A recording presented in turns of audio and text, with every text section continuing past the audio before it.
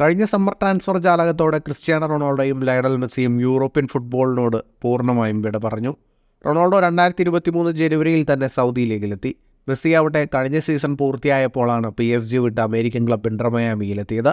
എന്തായാലും മെസ്സിയും റൊണാൾഡോയും ഇല്ലാത്ത യൂറോപ്യൻ ക്ലബ് ഫുട്ബോളാണ് നടന്നുകൊണ്ടിരിക്കുന്നത്. ഇതിനിടെ ബാഴ്സലോണ വിട്ട് മെസ്സി 2 വർഷം കളിച്ച ഫ്രഞ്ച് ലീഗിനേക്കാൾ സൗദി ലീഗ് മികച്ചതാണെന്നും ഇവിടെയാണ് കൂടുതൽ പോരാട്ടം നടക്കുന്നതെന്നും റൊണാൾഡോ പറഞ്ഞു.